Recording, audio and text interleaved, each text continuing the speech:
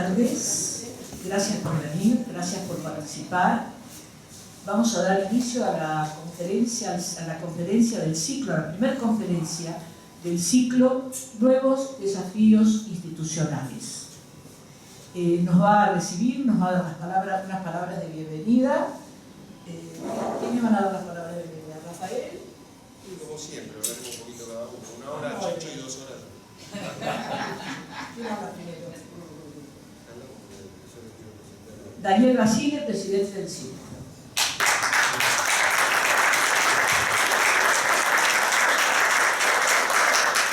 Gracias.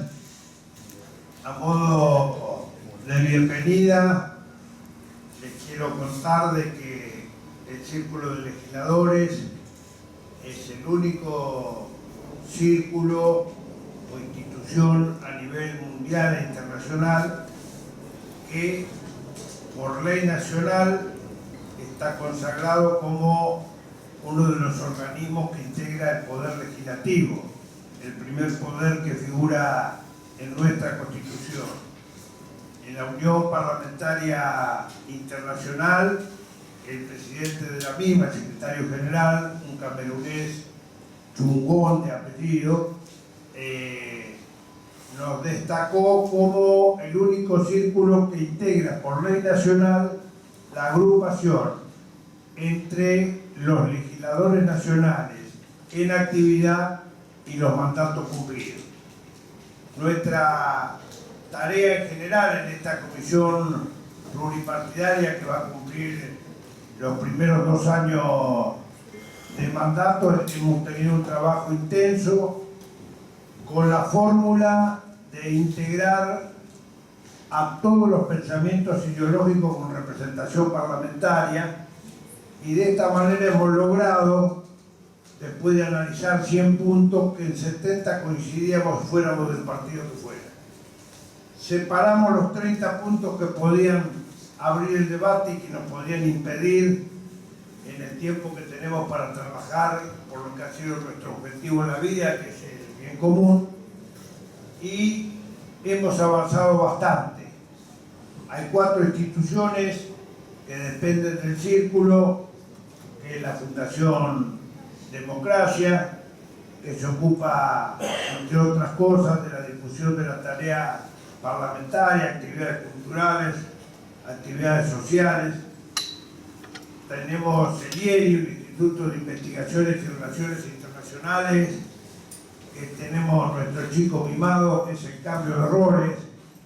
El cambio de roles consiste en juntar el conocimiento, la experiencia y la relación internacional, y en ello nos basamos en que los alumnos universitarios, tanto de universidades privadas como públicas, de capital y del interior, trabajen durante todo el año hasta juntarse 2 días en el Parlamento Nacional y a imitar a los legisladores nacionales. Ya en 2 oportunidades han producido la ley de drones, una gran actividad con mucho trabajo, con el apoyo de las embajadas, y en esta última, que intervinieron 11 embajadas, más 10 universidades, otros de diferentes bloques, produjeron la ley de la criptomoneda. Es decir, que lo hemos dividido con los que están en actividad, que están en el intercambio de los porotos, juntar los porotos para conseguir las leyes de las que están en actividad, por nosotros que tenemos mucho más tiempo ahora de hacer trabajo de prospectiva, de leyes que van a servir y todo apuntando al bien común. Entre otros de los fundamentos que procura el círculo es que en los casi 4.000 legisladores con mandato cumplido que no están en actividad, devuelvan el conocimiento que se adquiere en esos 4 años, 8 o 2, lo que le haya tocado tener ese mandato, han adquirido conocimientos que han sido pagados por los contribuyentes. Y de esta manera nosotros consideramos que era un desperdicio que esos conocimientos se quedaran en la vida humana del legislador que se retira de la actividad, que trata de volver a armar su profesión, etcétera, etcétera, y mediante la tecnología que nos permite estar comunicados, aunque estemos en Tierra del Fuego, o en La Quiaca, o en Mendoza, o en San Clemente del Tuyú, esto significa que estamos en actividad. De esta manera, con ese aporte, seguimos trabajando por el bien común y devolviéndole lo más que podamos la jerarquía a la tan vapuleada actividad política que nosotros defendemos como el instrumento capaz de cambiar la vida de la gente en sentido favorable. Los resultados indican que no se han sido muy fructíferos, pero nosotros estamos haciendo este aporte, demostrando que el pluripartidismo, los necesarios consensos, hacen de que alguna vez en Argentina probemos estas circunstancias. Al Círculo le está dando muy buenos resultados esto y esperemos que el resto de la comunidad tome este ejemplo de vincular el conocimiento, la experiencia y las relaciones internacionales.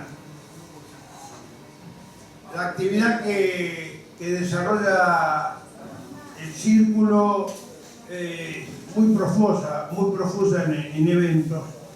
Esta semana hemos trabajado bastante, este es el cuarto evento en la semana donde se ha trabajado desde el cambio climático hasta una propuesta para la energía.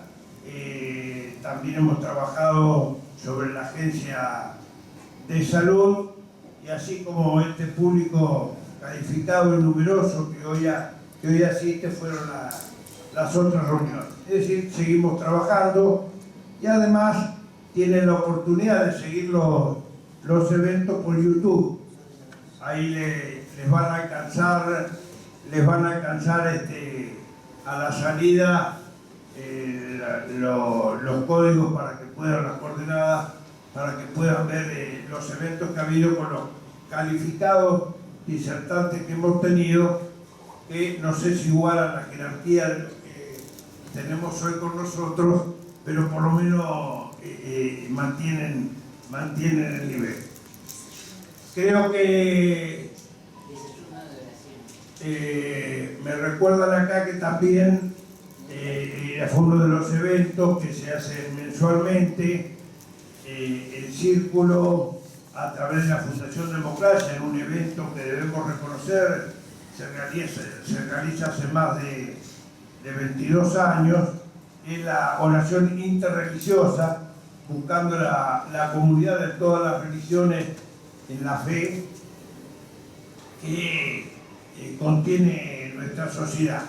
Además, como un aporte, una opinión personal, de que nuestro país también tiene esa ventaja, que no existe la diferencia religiosa, no es un motivo de cierre para grabar. Tenemos la grieta de otra manera, que creo que con el tiempo la vamos a ir superando, por lo menos lo vamos a intentar.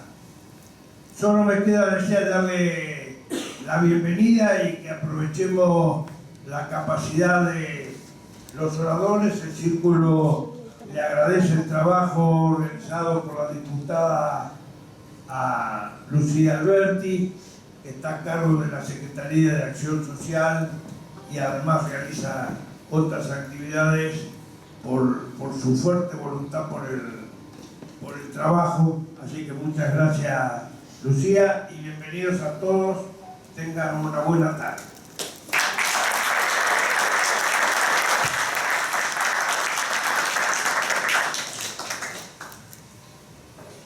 Bueno, como ven, cumplimos. Chicho habla 1 hora, yo voy a hablar 2. No, profundizar lo dicho por el presidente, en el sentido de darle la bienvenida, que esta es la casa de ustedes. Y yo dijo bien, nosotros representamos una conducción plural, donde están expresados diferentes pensamientos, diferentes filosofías políticas y logramos un buen acuerdo, un buen consenso que hace que esto sea duradero y que nos permita desarrollar diferentes tareas. Porque hay un denominador común, que es el que nos guía. Nosotros venimos a esta institución a reivindicar a la política como herramienta de transformación. En ninguna sociedad democrática puede hacerse nada que no parta de la política. La política es el numen, es la fuente inspiradora y es la herramienta para realizar los cambios que hagan falta. ¿Y qué es la política? La política es el entendimiento, la política es el diálogo, es la capacidad de escuchar, porque diálogo solamente de una parte sería un monólogo y sería una imposición, mientras que lo que nosotros buscamos es la conversación, el intercambio, tomar las ideas de los otros. Nosotros tenemos historias controvertidas, los que estamos acá, hemos estado enfrentados en muchas etapas de la vida nacional y desarrollando tareas protagónicas en la vida del país. El ejemplo más claro es el IEI. El presidente del IEI es el diputado Rollero y el vicepresidente el diputado Pernacsetti, que eran los presidentes de los bloques radical y peronista en épocas de pelea, de confrontación, de diferencias. Y sin embargo estamos acá dejando de lado, como dijo el presidente, ese 30% de cosas que nos alejan y fortaleciendo el pensamiento del 70% de las cuestiones que nos unen.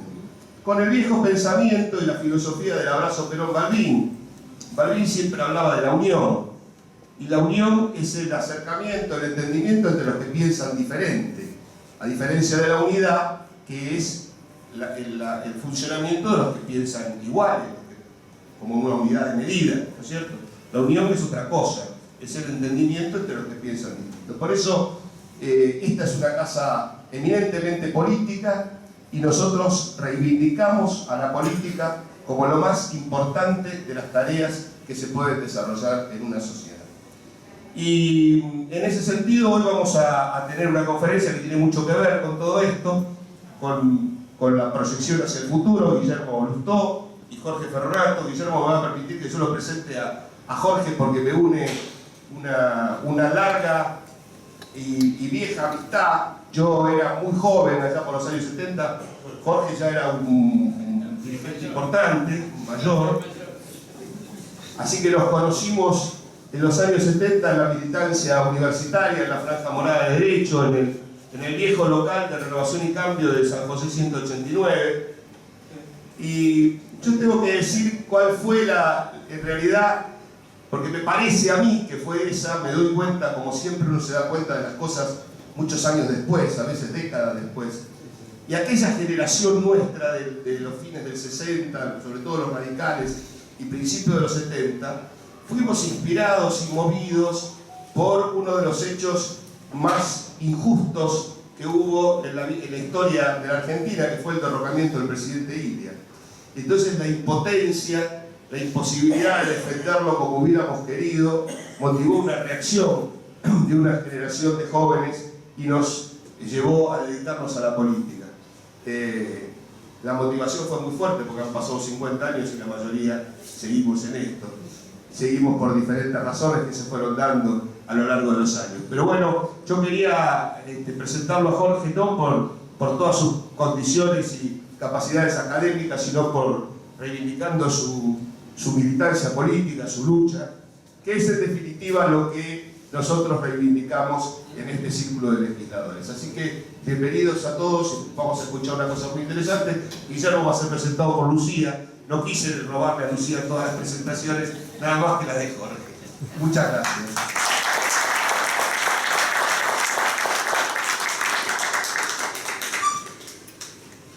Bueno, gracias, Rafa. Yo le voy a presentar a Guillermo, con mucho gusto le voy a presentar a Guillermo. Y quiero decirles muy brevemente, en muy poquitas palabras, el porqué de este ciclo. El mundo y por supuesto Argentina estamos atravesando situaciones conflictivas, complejas, a veces muy difíciles de manejar.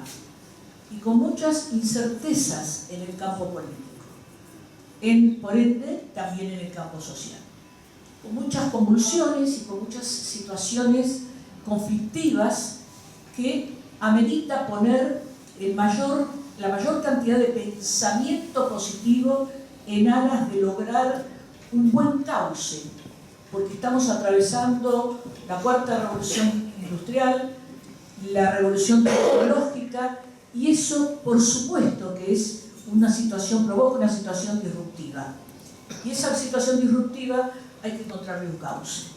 Y por esa razón convocamos a personas que son pensadores, conocen la historia, conocen lo que pasa en otros países, y vamos a tratar de alcanzar la mayor cantidad de aportes en ese sentido, porque el Círculo de Legisladores es una usina de pensamiento. Tiene muchísima gente que participa del Círculo y que ha hecho historia, por lo menos historia reciente en el país, y eso no podemos desaprovecharnos. Por esa razón ha surgido este programa, este ciclo, y los primeros en abrir este ciclo son Guillermo Lustó y Jorge Ferronato. Guillermo Lustó, le voy a pasar la palabra, doctor en filosofía, pensador, un hombre que trabaja no solamente acá en el ámbito de la literatura, el periodismo, sino también en Estados Unidos. Es un hombre sumamente activo, inquieto y que viene analizando lo que pasa en el mundo. Y eso es lo que nos va a brindar hoy.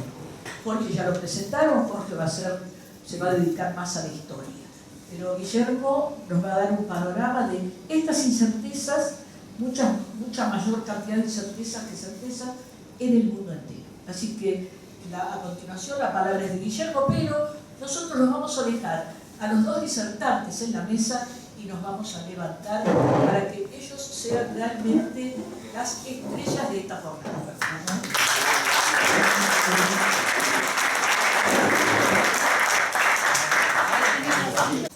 Para mí es realmente un desafío poder sentarme con ustedes a discutir sobre todo en qué está el mundo. Voy a hacer referencia a la Argentina, pero creo que es necesario que planteemos en qué anda el mundo todavía, lo que yo llamo tomarle el pulso a los latidos del mundo. A mí me hubiera gustado plantear esta noche un par de cosas ciertas, un par de certidumbres, un par de horizontes, pero lamentablemente tengo muchas más dudas, incertidumbres y certezas. De manera que lo que yo voy a hacer es tratar de explicar de la manera menos desordenada posible ciertas cosas que están ocurriendo en el mundo y a dónde apunta y en dónde se sitúa Argentina. Hacia mediados del siglo XX, en 1950 aproximadamente, había una tecnología, una ciencia que se llamaba prognosis, que significaba que la gente podía pronosticar, que se animaba a pronosticar qué era lo que iba a ocurrir en el mundo. Los grandes hombres de esa época eran Hermann Kahn, que trabajó en la Rand Corporation, Emil Hudson, y que se animó a prescribir en la década del 50 los próximos 200 años y el año 2000, con una técnica que preveía hacia dónde puede ir el mundo. En ese momento la tasa de crecimiento del conocimiento mundial era del 6%, es decir, cada año el 6% se incrementaba el conocimiento mundial, lo cual en 15 años posiblemente hubiera cambiado todo el sistema. Eso es lo que yo pensaba. Hermann Kahn no acertó nada. Un cisne negro con el aumento del petróleo que modificó toda la economía mundial y no acertó absolutamente nada. Otro de los que también escribió en eso fue Armin Toffler, que escribió libros estupendos del shock del futuro, y creo que el otro no va la tercera hora, efectivamente. También intentó pronosticar qué pasaba en eso y tampoco acertó demasiado. Nasbit después intentó con un libro que explicaba la realidad, que se llamaba Megatrends, y hubo dos intentos académicos. Uno fue del MIT, que publicó en 1973 un trabajo muy serio que se llamaba Crecimiento Cero o los límites del crecimiento, con lo cual pronosticaba que había que frenar el crecimiento del mundo, que el mundo iba hacia el desastre y que había que reelaborar toda la producción en el orden del mundo. El Club de Roma contestó a ese trabajo, sosteniendo las falencias y sobre todo que era un trabajo originado en el mundo desarrollado, al cual por supuesto le convenía compilar ese modo de crecimiento, y le encomendó a la Fundación Bariloche de Argentina un trabajo alternativo, negando las tesis del trabajo del MIT. Yo tuve oportunidad de trabajar en ese momento en la Fundación Bariloche y el trabajo que contestó al MIT se llamaba Reshaping the International Order, o RIO, se conoció así como tal. Y ponían en duda todas las técnicas y toda la metodología que MIT había aplicado para llegar a eso. Por supuesto, como digo, eso no alcanzó ningún éxito, fue una cosa que nos divirtió a todos, nos pareció muy atractivo, pero que no tuvo ningún tipo de resultado claro. Pero ahora parece que estamos en un mundo distinto, y hay un joven argentino que para mí es brillante, que se llama Santiago Bielinski, que escribió 2 libros estupendos. Uno se llama El pasaporte del futuro, y el último que acaba de aparecer, cómo manejarse frente a la tecnología actual. Y el pasaporte del futuro plantea una cosa muy novedosa, que es el mundo es impredecible.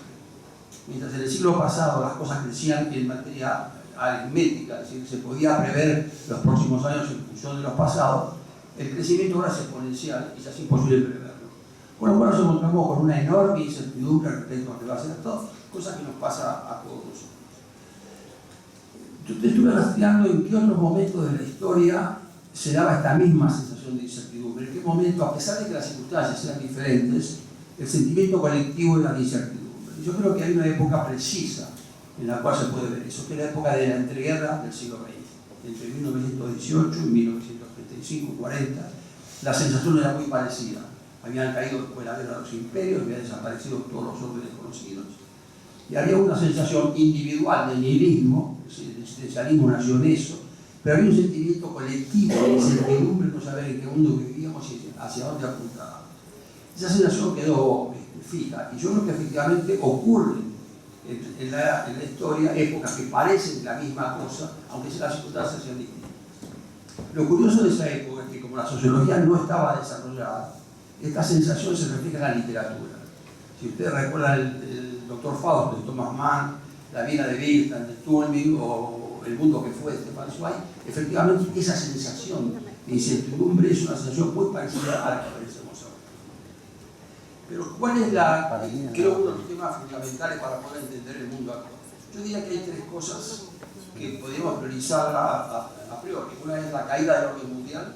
El orden mundial no es el que conocíamos. La pérdida de valores compartidos que antes teníamos en todo el mundo y que hoy ya no están, o por lo menos no están compartidos. Y la incertidumbre sobre el futuro. Esos son 3 valores que se presentan.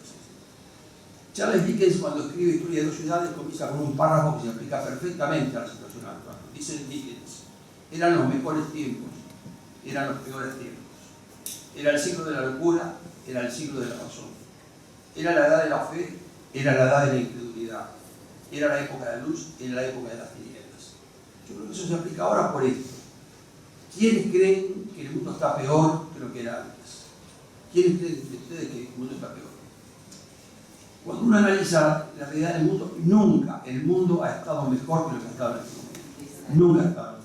En cualquier orden. Hay un escritor sueco que acaba de fallecer, que se llama Hans Rosling, que escribió un libro estupendo que se llama Faktufen. No sé cómo lo traducirlo, pero se llama Ver la realidad a través de los hechos.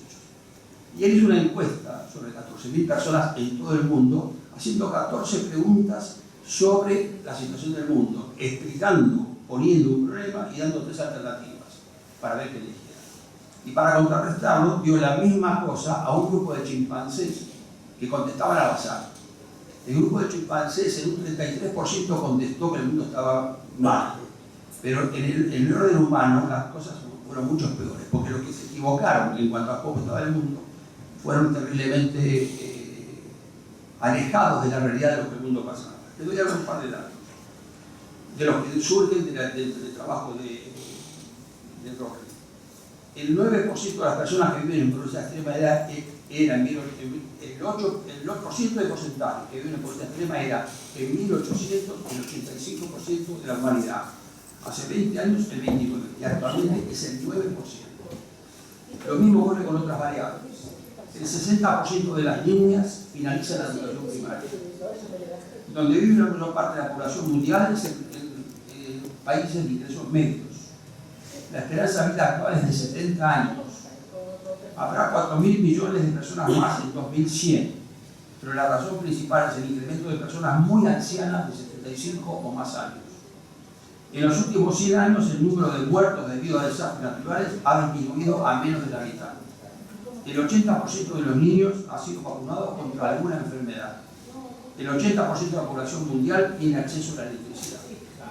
En la encuesta, el resultado no mejora según cambie la educación, el nivel social donde vive la gente. Todos se han equivocado pensando que el mundo está mucho peor de lo que realmente es. Es decir, que por un lado, esto que hablaba Ali, que el mundo era el mejor de los mundos, creo que en este momento también podría darse. Estamos en un momento muy, muy especial. Y sin embargo, tenemos la sensación de angustia y la sensación de incertidumbre. Las razones que daba Rory por qué digamos estas cosas tan negativas eran las siguientes. Estamos sometidas a infinitas avalanchas de noticias negativas por demás. Guerras, hambrunas, catástrofes, errores políticos, enfermedades, desocupación, instinto de negatividad, recuerdos equivocados del pasado que siempre parece mejor, un informe selectivo de periodismo y activistas, una información selectiva, y la sensación de que la cosa va mal. Esa es la sensación generalizada. Pero ¿qué es lo que ocurre cuando uno analiza por áreas? Frente a esta situación de que el mundo va mucho, mucho mejor de lo que imaginamos y lo que solemos ver, hay una cantidad de incertidumbre en casi todas las áreas. Yo me voy a tener un par que creo que es interesante. La primera es el crecimiento del cognitivismo, es decir, cuándo la gente ha desarrollado, cómo funcionamos como mental, qué es la cosa que han hecho y sobre todo cómo aplicarlo a la educación. Tenemos una sobreabundancia de información. Hace unos días tengo una anécdota, yo estaba conversando con alguien que es un líder en materia de cognitivismo y como no suele ocurrir a todos, olvidé unas cosas de ayer y dije, bueno, es un problema de Alzheimer. No, me dijo. Lo que ocurre es que ese Alzheimer ahora se aplica a cualquier edad porque tenemos sobreabundancia de información y ya no podemos seleccionar la información que queremos. Y si a todos nos ocurre, no importa la edad que sea, que nos olvidamos cosas recientes. Esto es un problema de que el avance cognitivo ha dado cuenta de que tenemos una sobreabundancia de información que nos confunde y no nos permite seleccionar el dato que queremos en el momento adecuado. Esto también se transfiere a la transferencia del conocimiento, es decir, cómo transferimos el conocimiento. En la época de nuestra universidad íbamos a dar clase a que el conocimiento no lo transfiriera un profesor. Hoy el conocimiento está en Google y el profesor sigue dando las clases como si pasara tal cosa. Es decir, hay otro problema de transferencia de conocimiento donde no vemos cómo el mundo cognitivo ha variado. En la teoría de Blinken, cuando habla del pasaje del futuro y de Game, aparece un caso que creo que es importante. Es decir, el conocimiento hasta el siglo XX es un conocimiento acumulativo, se acumulaba al 100%. El conocimiento del siglo XXI es disruptivo, corta por las cosas. Y hay cosas que la gente que está en la avanzada de lo que es el conocimiento plantea. Vengo de una conferencia de Negroponte, que es uno de los líderes en materia de tecnología, y Negroponte dijo una cosa que me asombró mucho. Dijo, ya la tecnología no puede avanzar más. Ya es acumulativo, ya no hay ningún salto disruptivo como el que ha habido. Donde puede la tecnología avanzar es en la biotecnología. Y lo que es probable es que estemos avanzando en elevar la vida y la vida y que no está lejos de la realidad la posibilidad de que seamos inmortales o que la gente no desaparezca. Eso es lo que está trabajando la tecnología. El segundo tema que me preocupa, donde también la incertidumbre es total, es el orden internacional. Desde la Segunda Guerra Mundial estábamos acostumbrados a un hegemón, alguien que manejaba el mundo, que lo ordenaba, y que hoy en día esa hegemonía ha desaparecido, y lo peor de todo es que ha desaparecido por propia decisión del presidente. El presidente Trump, que está en una actitud política de confrontación, sobre todo con un país como el de China. Es decir, en la historia se ha repetido siempre lo que se llama el dilema de Tucídides. Si cuando hay una potencia que gobierna y aparece una segunda que lo hace, que lo desafía, es posible que estas dos se enfrenten. Si la posibilidad de que se enfrenten China y Estados Unidos es una realidad palpable. Lo malo es que cuando uno mira las consecuencias o las causas de ese enfrentamiento, no tiene nada que ver con la realidad. No es un enfrentamiento de la democracia contra el sistema chino, no es un enfrentamiento de una cosa que todo el mundo había aceptado como una condición esencial del crecimiento, que es el comercio internacional. Es decir, tenemos dos potencias disfrutando entre sí, donde los valores están totalmente cambiados. Ese es un problema de incertidumbre para todos nosotros. El segundo es que este comercio internacional, que es el que ha hecho crecer, está en discusión, está en duda, aparece relativamente un nacionalismo que trata de frenar el comercio internacional, y lo que ha significado que el mundo haya cambiado en 200 años, hoy está en tela de juicio. Lo malo es que como trabajamos a corto plazo, uno nunca sabe en qué puede terminar este enfrentamiento entre China y Estados Unidos, y si es que hay enfrentamiento. El otro problema también novedoso es que en este momento la población mundial tiene 400 millones de migrantes. Es decir, la cantidad de gente que migra por razones económicas, políticas o de seguridad es enorme, es un hecho absolutamente novedoso para el mundo que vivimos. Los sistemas políticos, ese es otro tema donde la incertidumbre es enorme. Wittgenstein decía al principio del siglo XIX que si nos pusiéramos de acuerdo en el uso de las palabras seguramente desaparecerían todas las discusiones, que no sabemos de qué hablar. Cuando hablamos de democracia seguramente acá tenemos 20 opiniones distintas, pero lo cierto es que cuando uno habla de sistemas políticos aparecen alguna constante. Una es la desconfianza total y el sentido de fracaso de todos los gobiernos, en todo el mundo. Esto no es un problema de Argentina. Existe la sensación de que el gobierno no da lo que debe hacer, que los políticos no sirven, que los partidos políticos se han cambiado y la incertidumbre hacia dónde vamos. Y esto que todo el mundo reconoce como real y como válido, que es la democracia, está en tela de juicio. Está en tela de juicio muy fuertemente. Tony Judd decía que tal vez para defender a la democracia, en lugar de defenderla y promoverla, debieron prestar atención a la falencia de la democracia. Y hay dos sistemas en el mundo que niegan a la democracia como tal, como sistema. Uno son los países teocráticos, que tienen un origen divino de los reyes, y el segundo es China, que tiene muy buenos fundamentos para atacar a la democracia. China cree que la democracia es el sistema donde cualquiera puede ser presidente. Cualquiera bajo cualquier cosa. No basta que la campaña, cualquiera de cualquier manera puede llegar sin ningún tipo de conocimiento. Y el sistema que ellos propugnan, que también tiene sus dificultades, es un sistema meritocrático. Es decir, el candidato nace en un pueblo pequeño, va desarrollándose, va creciendo, y cuando llega en condiciones de ser candidato, no solamente tiene la experiencia, sino tiene todo su equipo armado, tiene sus relaciones con las diferentes corporaciones y está en condiciones realmente de ser presidente.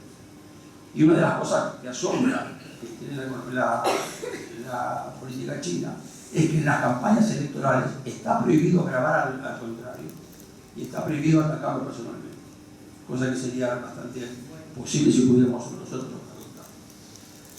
De esta manera que cuando vemos esto encontramos además que estos ataques externos a la democracia, que son el chino y la teocracia, ahora también tienen un enemigo interno a la democracia. Y acá aparece otra vez una muy vieja disyuntiva entre república y democracia. La democracia es el gobierno del pueblo, pero la república es el gobierno del pueblo limitado con instituciones que hacen que el gobernante no pueda sobrepasar sus facultades. Esta es una distinción. Y dentro del concepto democrático aparecen los llamados populismos, que son democracia. Son democracia con el sentido básico de que es el gobierno del pueblo representativo. Y ellos atacan a las instituciones que nosotros consideramos republicanas, como la separación de poderes, el poder judicial, la libertad de prensa, por creer que son elementos que la élite ha creado para sojuzgar a la mayoría. Y el leitmotiv del populismo es: la Constitución no puede ser un límite a la voluntad popular. Y en consecuencia el populismo avanza sobre la Constitución. Y esto creo que es un tema de incertidumbre enorme para el sistema político. Pero además aparece un tema diferente, que es los millennials. Los millennials son la nueva generación, la que surgió después de los baby boomers, la que tienen menos de 40 años, exitosísimos, y que según todos los cálculos en el 2030 van a manejar política, empresaria y socialmente toda América Latina. Y cuando analizan en esos libros la actitud de los millennials no creen en la democracia. No les interesa, no participan, creen que el voto no es racional, no tienen ni siquiera participación en contra o a favor de eso, y tienen la sensación de que si las cosas van mal, la democracia puede ser sustituida por un gobierno militar o autoritario. Este es un problema muy serio porque, repito, en el año 2030 van a manejar América Latina en todos los órdenes y hay gente que no cree en la democracia. Un último trabajo, cuando yo menciono todo esto, son libros publicados, hay no menos de 100 libros que tratan todos estos temas, y hay un libro que se llama El pueblo contra la democracia, de un profesor de Harvard, donde demuestra todos estos datos.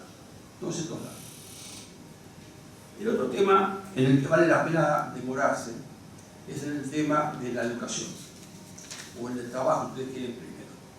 El 90% de las profesiones actuales desaparecen en menos de 10 años, o van a ser ejercidas de una manera totalmente diferente a como se ejercen. Puede ser que los médicos existan, pero con un rol diferente al que tienen hoy. Puede ser que los abogados existan, pero con un rol diferente al que tienen hoy. Menos mal. Menos No mal. sé si menos mal.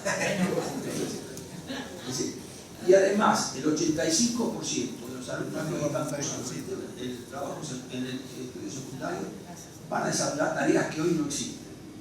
Si nos encontramos con un trabajo que nos parece, con una robotización que parece como un peligro, con la desaparición del trabajo, pero hay cifras que son muy descolocantes. Por ejemplo, los países con mayor grado de robotización son los que menores niveles de desocupación tienen. Y si hay una contradicción que todavía tenemos que ver hacia dónde funciona y qué es lo que significa. En materia de trabajo, el mundo del futuro es hoy. Hace más o menos 2 meses, en Washington Post publicó un artículo estupendo sobre política internacional. Lo novedoso del artículo que no había sido escrito por un hombre, sino por una máquina. Total, la redacción, siguiendo el estilo de Washington Post, la información y el artículo completo fue escrito por una máquina. Si ustedes saben ya de restaurantes donde lo que atienden son mozos, los camareros son mozos, ya se pagan las ediciones por tal cosa, uno encuentra que el mundo del futuro ya está acá, ya lo estamos viendo en algunos lugares. La otra cosa que me preocupa es el tema de educación. No es que la Argentina esté mal en educación, la Argentina es un caso muy especial al cual me referí. En el mundo la educación anda mal. Hay muy pocos países que están haciendo intentos y la Argentina lamentablemente está entre los más rezagados. No sabemos enseñar. Estamos enseñando en nuestro colegio secundario la física del siglo XIX, ni siquiera los adelantos del siglo XX. No sabemos para qué educar, porque no sabemos cuáles son los trabajos del futuro, y no sabemos con quién educar. Y nos encontramos con trabas enormes que son el sindicalismo y las regulaciones estatales. En materia de categorías de análisis, no tenemos categorías para analizar la realidad. Siempre hemos hablado de izquierdas y derechas, cosa que ya ha pasado totalmente de moda. A mí una de izquierda como Bachelet, como Mujica o como Lula no me asusta. Lo que me asusta es el cumplimiento o no de las instituciones. Esa es una verdadera dificultad. Pero la izquierda y la derecha ya no son un problema que nos preocupa a nadie y no sirve como categoría. También se utilizó la de países desarrollados y subdesarrollados. Esto fue hace 40 años, ya hoy tampoco significa nada, porque como un libro que acaba de publicar Argentina que se llama Indepomeriane, ¿dónde está el primer mundo? Porque hay sectores ricos y pobres dentro de cada uno de los países y uno no sabe realmente si hay países del primer mundo y países del tercer mundo.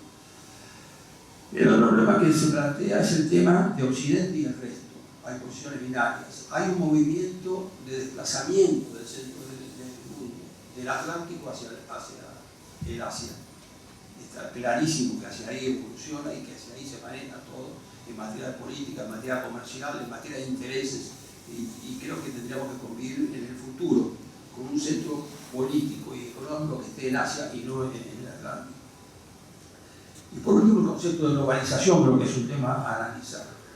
Hace poco se hizo un seminario acá, en la Universidad 3 de Febrero, sobre globalización, y había varios conceptos de globalización. El más común es el crecimiento de la interconexión, de todo, como globalización. Pero había un concepto que me llamó mucho más la atención, es el concepto de una historia global. Y si ustedes ven los últimos libros escritos sobre el mundo, van a ver que hay una enorme cantidad de historias que son globales, que ya no hacen a la historia de cada país. Harari fue uno de ellos, con Homo Deus, Homo Sapiens, otro aparece como historia de la civilización, otro la historia del conocimiento, los 50 inventos que han cambiado el mundo. Es decir, que toman al hombre como el centro de la historia y que la historia ya es global y no es nacional. Ese es un concepto que también está planteado.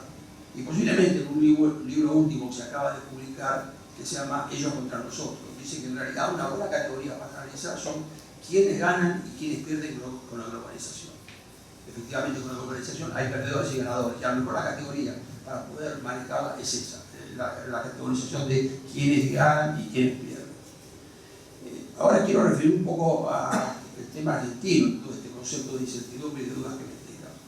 Yo creo que Argentina es un país que vive aislado del mundo, no siente el pulso del mundo, no sabe que estas cosas ocurren en el mundo, cree que las cosas que nos pasan son únicas, cuando en realidad la parte política que estamos sufriendo es una parte que afecta a todo el mundo. Y si hay algo que nos caracteriza a nosotros como tal es, somos el país, el único país en el mundo que ha decrecido en su riqueza, que ha incrementado el nivel de pobreza. Tampoco la grieta es característica nuestra, la grieta se da en todas partes del mundo. Hay países como Italia que acaba de ser, el primer ministro acaba de pasar de un centro de derecha ser un centro izquierda sin cambiar de posición, y no pasa absolutamente nada. Pasa lo mismo en España, donde la grieta es enorme. Yo creo que la grieta no es un problema nuestro, es la forma en que manejamos la grieta, posiblemente el tema nuestro. Yo creo que la Argentina tiene ese tipo de problemas. Primero, no saber lo que pasa en el resto del mundo, no integrarse, no sentir el latido del mundo. Y creo que sí que hay cosas que a nosotros podemos manejar de otra manera. Yo no soy economista, ni lo quiero ser, pero sí puedo ver la economía a través de los ojos de un politólogo o de alguien que lo mira. Yo creo que el problema económico es que producimos menos de lo que consumimos. Y ese ha sido siempre el problema, es tan sencillo como es. Todas las demás son lo que llaman los técnicos derivaciones financieras, es decir, sistemas financieros que no entiendo ni quiero entender de por qué el mundo está mal, por qué hay ricos más ricos y por qué todo el mundo está endeudado. Eso no lo puedo entender, pero creo que el problema básico nuestro es que siempre hemos producido menos de lo que consumimos. Y una última referencia, que hacía una cosa que decía Ortega Gasset. Ortega Gasset decía que hay creencias de ideas. Y que las creencias son ideas que nos meten de pequeño, en el colegio, en la familia, en la iglesia, y que nos quedan, y que no sabemos que están. Y que como no están, nos condicionan. Y una de las ideas que nos han metido de chicos a todos es que este es un país rico. Y este no es un país rico.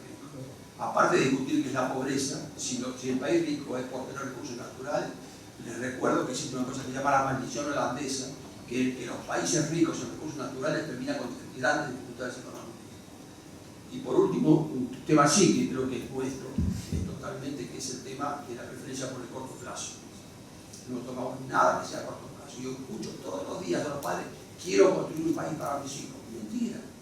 No hacen nada para el futuro, no hacen nada para nada. Uno le pregunta a un padre cómo está la educación en Argentina y le dice, muy mal. ¿Cómo está la de tu hijo? La mía perfecta. Ni siquiera tiene conciencia de que estamos pasando por un mal momento. Yo quería terminar con esto, yo quería decirles una cosa. Cuando uno habla de estas cosas, es como tirar una red en el mar. Es mucho lo que puede pescar, pero es mucho más lo que queda. Muchas gracias. Muy bien.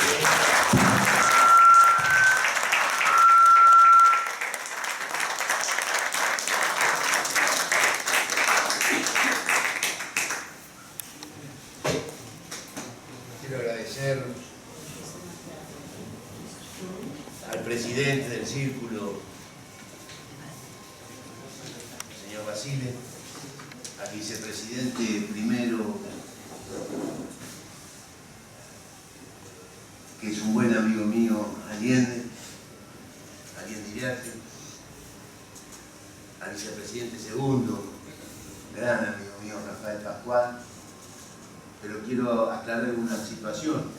Yo hice primero superior, muchos acá han hecho primero. Yo estaba en primero superior cuando él estaba en tercer año de secundario. Le hago esto para continuar adelante. He disfrutado, señor presidente, esta conferencia, esta charla que el doctor Lustó ha realizado. Coincido con su mirada, con sus observaciones, con sus lecturas. Me parece acertada la decisión de Lucía Alberti, quien nos convocó a tratar este tema tan complejo que tiene que ver con los desafíos del futuro.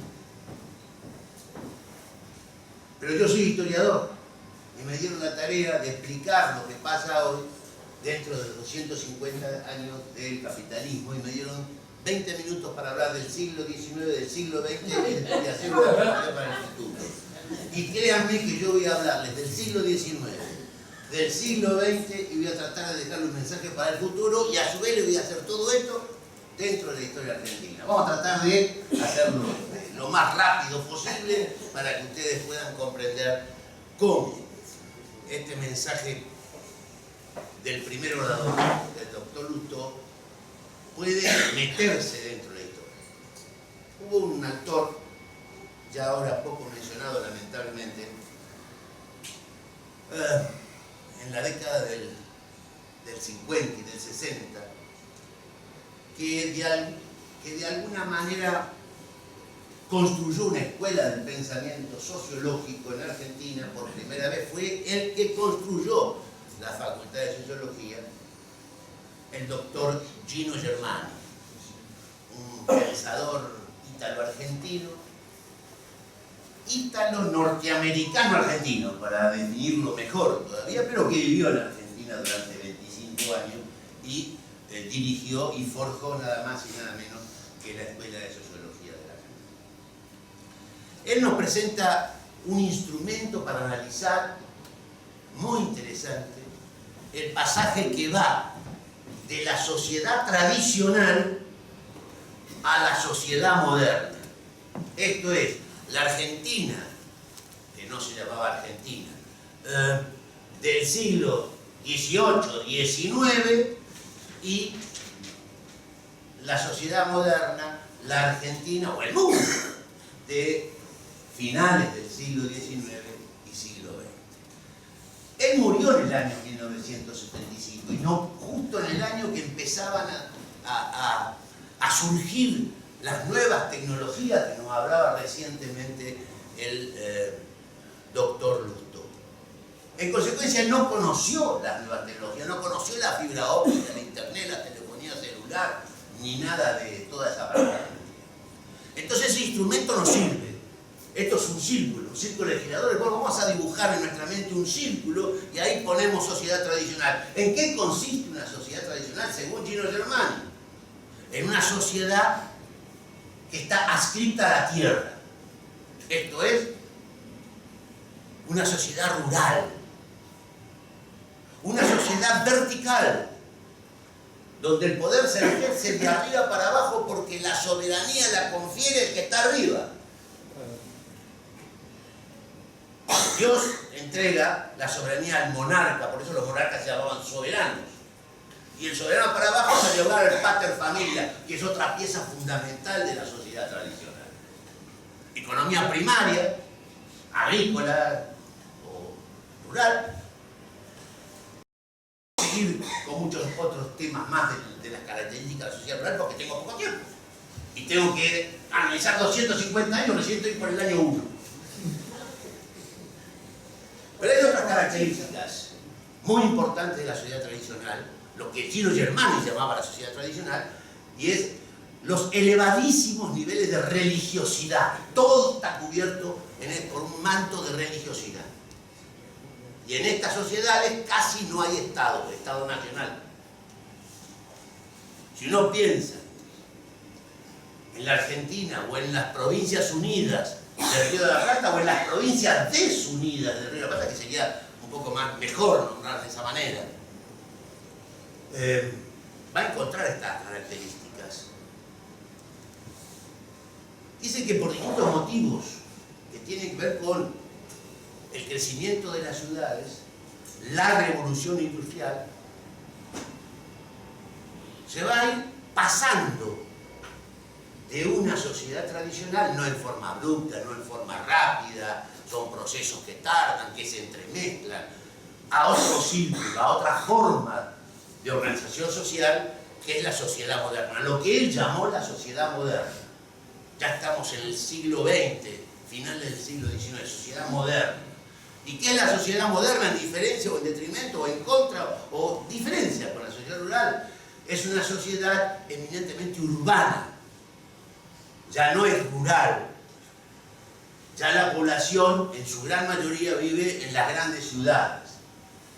Disminuye ostensiblemente la religiosidad porque son sociedades laicas. Ya no, la religión ya no cubre todo el espectro. Y surge el Estado-Nación muy potentemente a ejercer un sinnúmero de funciones que antes no cumplía la religión. No estoy hablando de la religión católica, cualquier religión. ¿No? Vamos a analizar Argentina en este periodo. ¿Sí? Argentina, según, no sé si lo traje, Tulio de Benedetto, gran historiador argentino, muy mal leído por los argentinos porque es difícil leerlo, porque escribe retorcido Tulio de Benedetto, y lo hace a propósito para que en cada fase tengamos que volver a releerla y nos vaya quedando el concepto, ¿no? Con gran persona. Entonces el periodo Dongui denomina el periodo que va entre 1806 y 1880 de revolución y guerra. Eso fue la Argentina, eso fue el Río de la Plata. Revolución y guerra, todo tipo de conflictos. Conflictos internacionales, que los ingleses venían a invadir, que después la guerra por la independencia, que la guerra contra el Imperio de Brasil, en el último periodo de este periodo, la guerra contra el Paraguay, la Triple Alianza, toda la guerra, las guerras intestinas entre unitarios y federales, unitarios que no eran tan unitarios y federales que no eran tan federales. Pero todos se cortaban la cabeza, todos se fusilaban, todo era violencia. En ese tipo de sociedad, cuya única producción era la ganadería, el saladero, de donde algún tipo de riqueza que se generaba era exclusivamente de esa actividad económica. Juan Manuel de Rosas y Urquiza, grandes saladeristas y estancieros de ese periodo, ¿no? Ahí no había ley, jamás se pudo instituir ni el Estatuto de 1811, ni el del 15, ni el del 17, ni la Constitución Unitaria del 19, ni la Constitución del 26, ni el Pacto Federal del 31, ni la Liga Unitaria del 30, ni la Constitución del 53, porque se separó la provincia más importante que Buenos Aires, que produjo su propia Constitución. Miren si había una grieta ahí, grieta con guerra. Cuando hablamos de grieta ahora, como dijo muy bien Lutó, esto era tiro a tiro se dirinían los problemas. Sociedad tradicional. Esa sociedad tradicional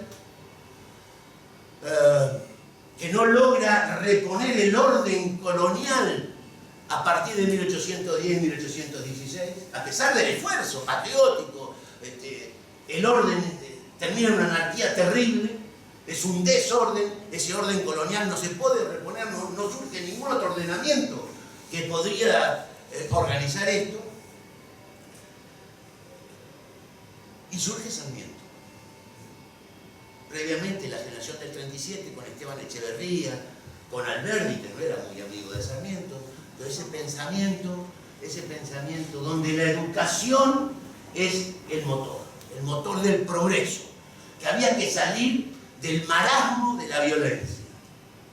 Independientemente de las consideraciones que podamos tener sobre los discursos de Sarmiento con respecto a determinados personajes autóctonos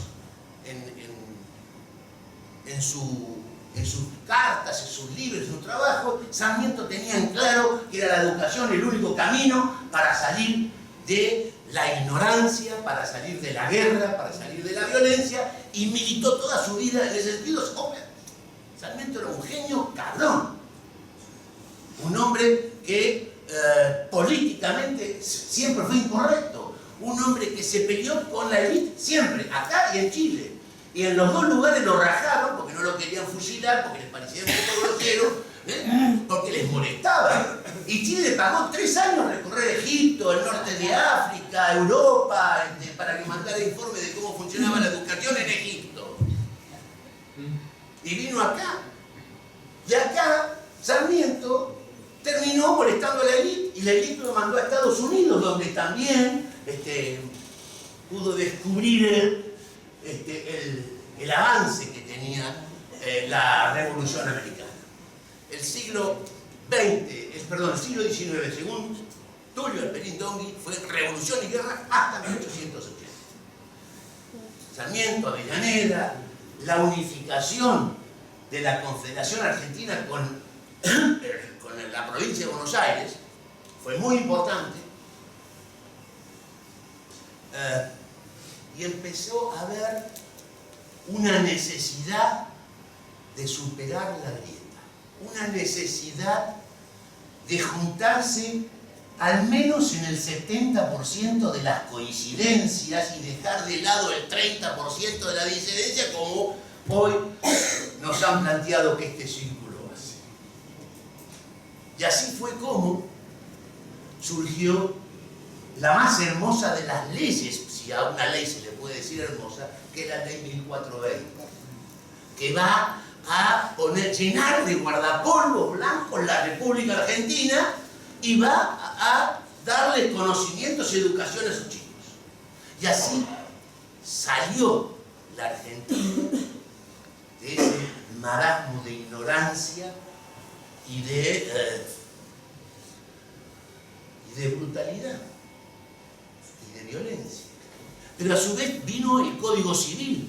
Imagínense cómo funcionaba un país que no tenía Código Civil. Pero a su vez vino el colegio militar para formar militares profesionales de la nación argentina y no bandas armadas que seguían a un líder unitario o federal. Y así vino la capitalización de la ciudad de Buenos Aires, terminando con un viejo conflicto entre el interior y Buenos Aires. Y Argentina pasó de ser una sociedad eminentemente tradicional, el concepto de Gino y Armani, en un periodo muy corto de tiempo, a ser una sociedad moderna según el propio Gino y Armani. Las innovaciones tecnológicas que vienen en esa época, que Sarmiento las trae, la misma élite lo usaba Sarmiento, de que había traído 3 grandes plagas a la Argentina: los eucaliptus, los gorriones y los italianos. Esto es mi bisabuelo que vino y los italianos. Argentina pasa de ser un país bárbaro, violento, sumergido en la más tremenda negación, a ser un país próspero, progresista, donde las panaderías, los bares, las panaderías de los pueblos se llamaban el triunfo, el progreso, la victoria, la gloria. Había todo un concepto de progreso. Y Argentina pasó de ser ese país bárbaro que nos describe Tulio Alperín Dongui a ser el primer exportador de trigo en 1910, el segundo exportador de trigo en 1910, el primer exportador de maíz, el primer exportador de cereales maíz y de alguna manera la séptima economía de lo que se vendía en el mundo. Nunca fue la séptima potencia del mundo, pero sí la séptima economía de lo que se vendía en el mundo. Y convocó la atención de millones de europeos que vinieron a este país. Millones. Muchos de nosotros descendemos de esa situación.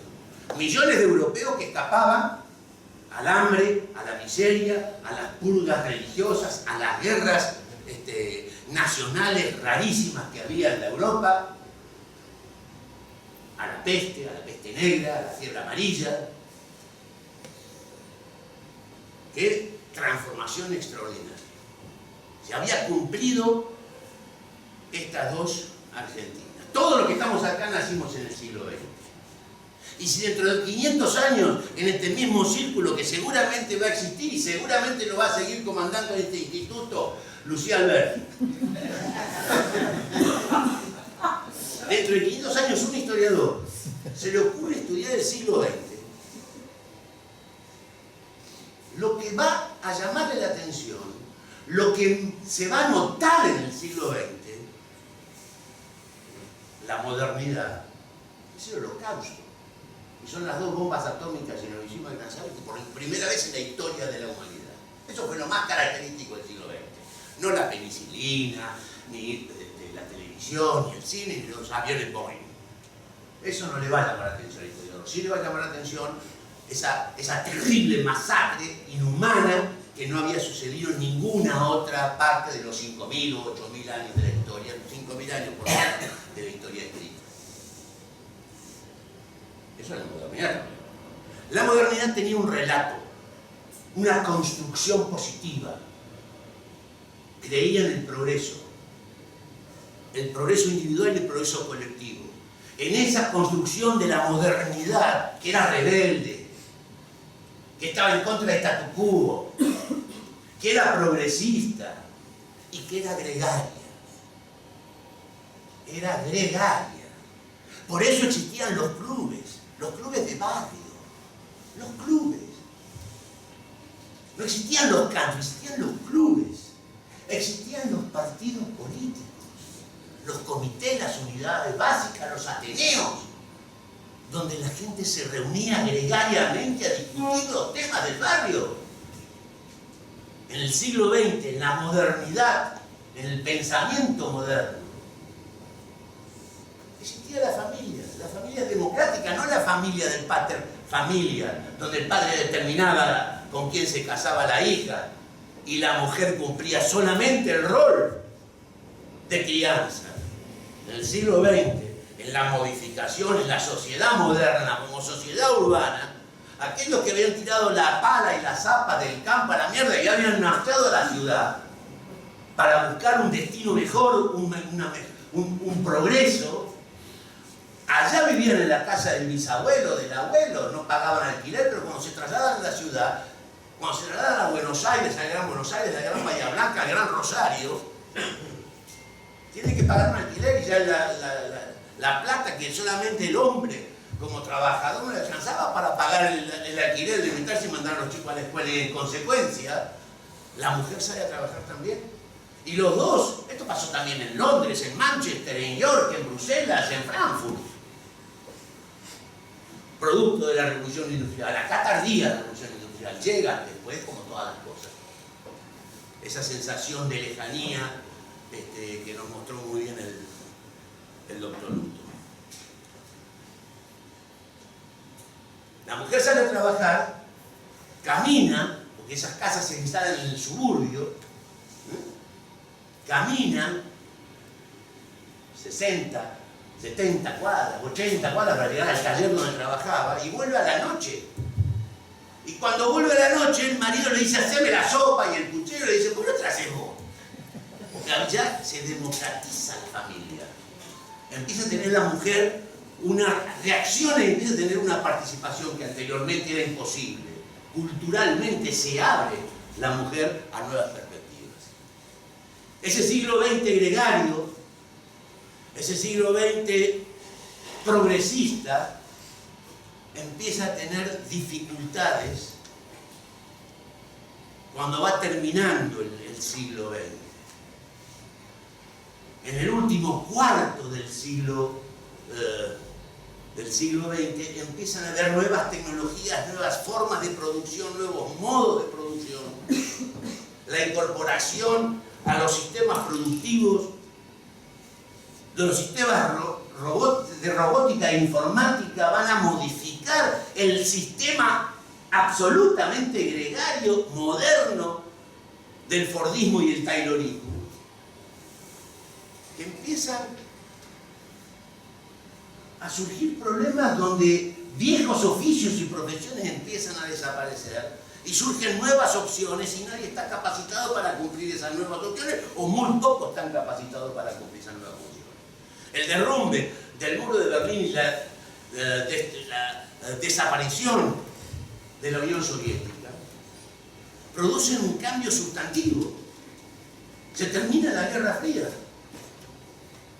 y surgen nuevos problemas, muchos de ellos los mostró muy claramente el doctor Luto. Nuevos problemas. El viejo cuco del capitalismo desaparece. Pero con el siglo XX también desaparecen las tres formas más nefastas de gobierno que sucedieron en el mundo, al menos en la etapa del capitalismo, que fueron los totalitarismos. Los de las verdades absolutas. El siglo XX quiso imponer verdades absolutas. En ningún campo de la ciencia, y en ningún campo de la política, y en ningún campo del conocimiento humano existen las verdades absolutas. Me refiero al fascismo, al nacionalsocialismo y al estalinismo. Argentina siguió su curso. En el medio de la Segunda Guerra Mundial se produce una sustitución de importaciones y ahí se acelera un proceso industrial incompleto que nunca se pudo desarrollar del todo, a pesar de Perón, que hizo bastante. La gran capacidad de Perón fue entender ese desplazamiento de millones de personas que se venían para los centros urbanos a instalarse en esa revolución industrial a la Argentina, entender sus necesidades y lograr un lenguaje, una comunicación que el radicalismo no tuvo y que el socialismo tampoco. El socialismo por ser demasiado teórico y el radicalismo por representar claramente un sector muy importante de la sociedad moderna, que es la clase media. Pero todo eso empezó en crisis. Y a pesar del abrazo de Perón y Balbín, que hoy nos mencionó Rafael Pascual, a mí siempre me emociona el discurso, ver el discurso de Balbín ante Perón. Siempre me emocionó, porque es un ejemplo, porque es una cosa que tendríamos que mostrar a los niños y a los jóvenes, que sí se puede construir un escenario donde podamos dialogar y de poner actitudes y tratar de avanzar. A esta tercera esfera, que podemos llamarlos, y entonces dijimos que siguiendo a Gino Germani, sociedad tradicional, siguiendo a Gino Germani, sociedad moderna, como sucedió en Argentina, esto lo podríamos aplicar en muchos otros lados.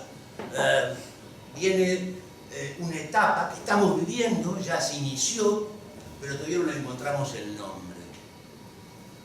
Podríamos llamarle la aldea global, podríamos llamarle la globalización, podríamos llamarle la posmodernidad, la era postindustrial. Se la llama de distintas maneras. Para eso les recomiendo este libro. La condición posmoderna, para entender qué es el modernismo, no para entender la posmodernidad, de Lyotard. O si no de Borja, un catalán, local y global. O si no de Brillar, la posmodernidad y sobre todo la modernidad líquida de Sigmund Bauman. Todos estos textos son maravillosos para entender lo complejo que con mucha inteligencia resumió y describió el momento actual del doctor Lutó. La posmodernidad no es gregaria, porque ha exacerbado el hiperindividualismo. Y con ese hiperindividualismo cayeron los partidos políticos, los ateneos, las unidades básicas, los clubes de barrio y toda asociación comunitaria que podía... hay que reformular la política. Las redes sociales, las nuevas formas de comunicación. En el siglo XX, en el siglo XIX, el extraño, el que nos podía hacer daño, el enemigo, estaba lejos. Las nuevas tecnologías lo acercaron y lo metieron en el living de nuestra casa. Hoy el extraño, el diferente, el enemigo, está dentro de casa, convive con nosotros todos los días, no tenemos diálogo, porque viene a través de... Entonces hay que buscar maneras de comprender esta nueva etapa social, económica, política y cultural. Yo creo que la grieta acá, en Argentina, no es ni económica ni política, sino es cultural. Es cultural. Y una de las misiones que tenemos todos los que estamos trabajando en estos temas, o los que estamos trabajando en la educación, es tender puentes, construir los puentes necesarios para solucionar, suturar esa grieta. Porque ya una vez no tuvimos nombre. Cuando hicimos la Revolución de Mayo, no nos llamábamos República Argentina. Cuando se declaró independencia, no se declaró la independencia de la República Argentina. No sea cosa que volvamos para atrás. Está bien que se puso en duda el progreso del siglo XX, de la modernidad. Hoy la globalización duda del progreso. Muy bien, ya lo analizaron hace un ratito. Es cierto, ese progreso se ha detenido. Hoy, como también se dijo, 1/4 de la población del mundo está de más. Sobra. No la podemos alimentar. El diferente, el extraño, el extranjero, se ahoga en el Mediterráneo. A 100 kilómetros, 200 kilómetros de los países del primer mundo. De Austria, de Viena, de Milano, de París. porque las Naciones Unidas y la OEA y ese tipo de organizaciones también son gregarias de alguna manera, también están dentro del relato modernista, no dentro del relato posmoderno, no dentro de esta desintegración de la modernidad. Y también son ineficientes, y también están en decadencia. Voy a leerles una última reflexión para cerrar esto, porque podríamos seguir, pero yo voy a cumplir con el tiempo que me dieron. Ojalá me inviten otro día y les podría hacer otra visión. Creo que la Revolución Francesa fue la menos revolucionaria de todas las revolucionarias, de todas las revoluciones, a pesar de haber sido la más grande revolución de todas. No sé si me expliqué bien. ¿Por qué fue la más grande revolución de todas? Porque terminó con un régimen, un ancien régime, de 1000 años, donde el poder venía, como dije anteriormente, de arriba hacia abajo.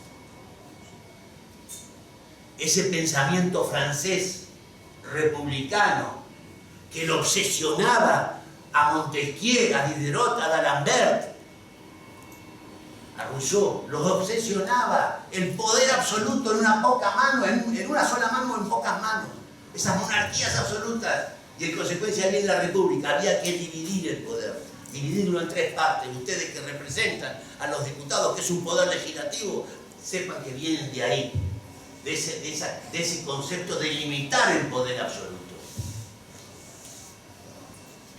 Pero Rousseau, además de escribir ese maravilloso libro que muy pocos educadores leen, que se llamó El Emilio, escribió el contrato social. ¿Y qué era el contrato social? El contrato social era revertir esto de dónde venía el poder. Iba a decir Rousseau, es del pueblo, de los estados llanos, donde se otorga soberanía para arriba, y ahí nace la democracia. Ese pensamiento libertario, anterior a la Revolución Francesa, que provoca la Revolución Francesa, sumado a la Revolución o a la independencia de Estados Unidos, el primer país de América del mundo, van a producir un cambio espectacular. Pero a 4 años de surgida la Revolución Francesa, surge el emperador Bonaparte, mi amigo Bonaparte, nuestro amigo Bonaparte. ¿Quién no ha leído a Bonaparte? ¿Quién no ha suspirado ante sus alturas, admirado de sus frases extraordinarias? Muchos dicen que no las escribió él, sino Josefina, que era muy talentoso. Y él se las dictaba y ella escribía con mayor genio que él. Pero no creamos en las cosas, ¿no es cierto? Que fue un genio. Un genio que llevó la República a todos lados, pero con los cañones, con el poder absoluto. No se podía discutir a Bonaparte. Y en consecuencia fue la menos revolucionaria de todas las revoluciones. Muchísimas gracias. Muy bien.